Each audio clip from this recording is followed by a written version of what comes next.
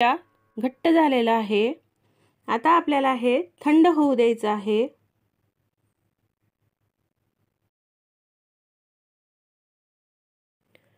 आता हे दूध पूर्ण थंड झालेलं आहे। हे बघा। आता इथे मी हे कुल्फीचे मोल्ड घेतलेले आहे।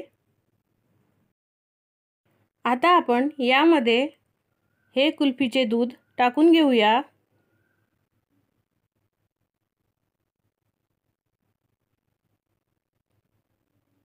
हे बघा अशा प्रकारे।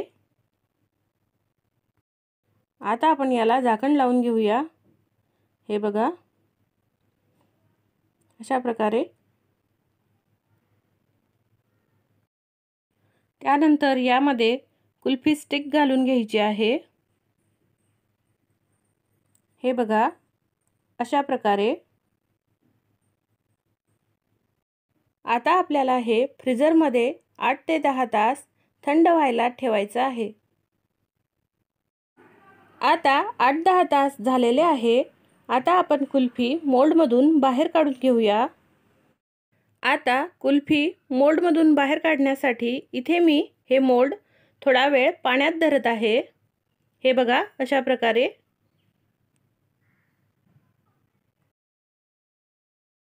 आता या कुल्फी मोल्डचं मी झाकण काढून घेत आहे।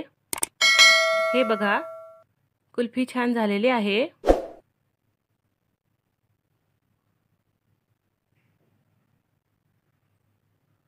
हे बघा किती छान झालेली आहे कुल्फी, तुम्ही बघू शकता।